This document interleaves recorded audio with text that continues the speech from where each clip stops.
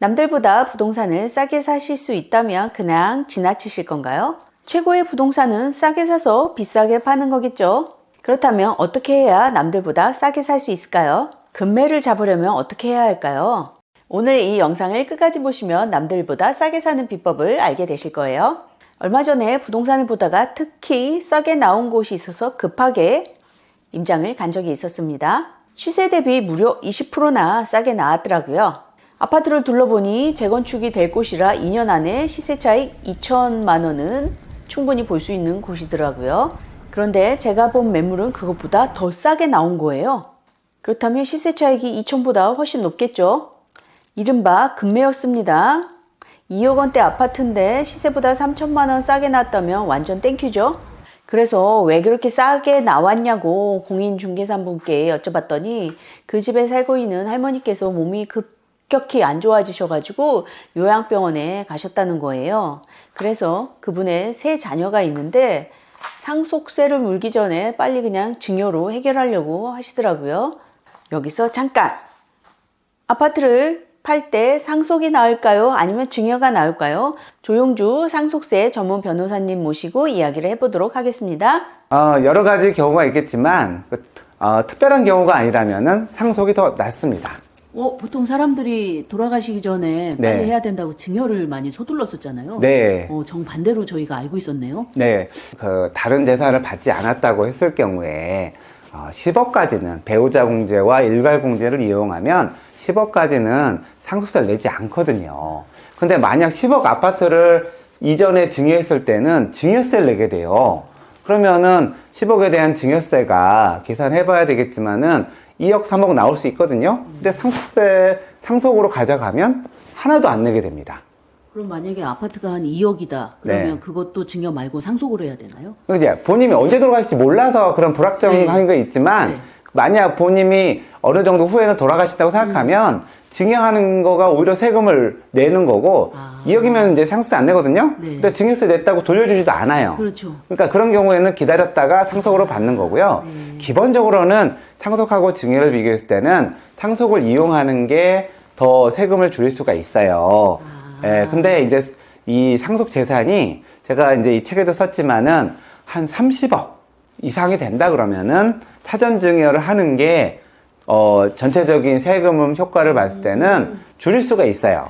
근데 30억 밑으로는 사실은 사전 증여보다는 이렇게 사후에 여러 가지 공제나 방법을 통해서 세금을 줄이는 게 더 나은 방법입니다.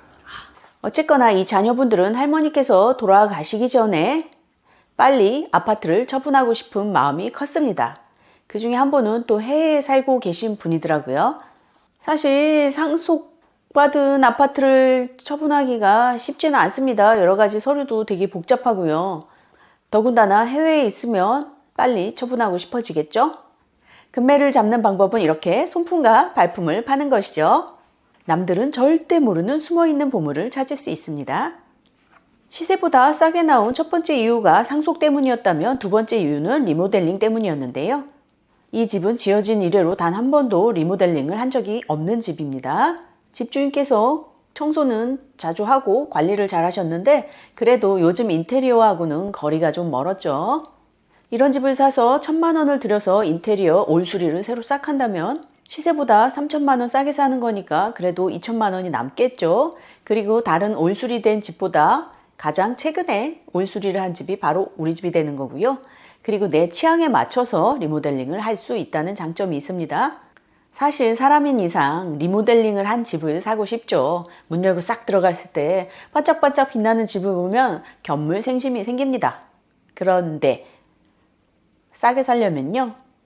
이렇게 리모델링을 완벽하게 해놓은 집보다는 아무것도 해놓지 않은 집을 저렴하게 사서 리모델링을 하는 게 좀 더 싸게 살 수 있는 비법이에요.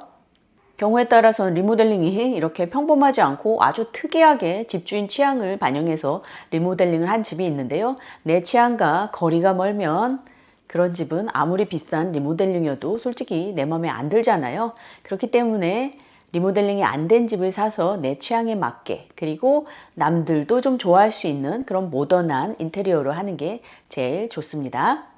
왜냐하면 집은 살 때만 중요한 게 아니라 내가 팔고 나갈 때를 생각해야 되니까요. 시간적 여유가 아예 없다 이런 분들은 리모델링 된 집을 사시는 게 맞지만, 시간적 여유가 좀 충분하다, 한 2주 정도 시간이 된다 그러면 저렴하게 나온 걸 사서 리모델링을 하실 것을 추천드립니다.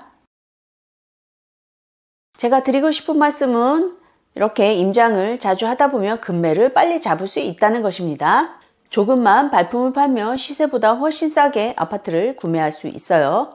이렇게 상속과 관련된 아파트도 있지만 이혼해서 또 급하게 집을 팔아야 된다든지 아니면 이민을 간다든지 이런 여러 가지 이유 때문에 집을 싸게 내놓는 경우가 있습니다. 파시는 분들은 빨리 처분해서 좋고, 사시는 분들은 싸게 사서 좋고, 이거야말로 누이 좋고 매부 좋고, IT 시대를 넘어서 AI 시대라고 하지만 여전히 시장은 사람 대 사람으로 작용합니다. 조금 귀찮더라도 소품과 발품을 많이 팔아야 좋은 집을 싸게 구할 수 있어요. 부지런해야 부자가 됩니다. 앞으로도 이렇게 살아있는 정보를 빨리 받아보시고 싶으시다면 좋아요, 구독, 알람 설정 부탁드리겠습니다. 감사합니다.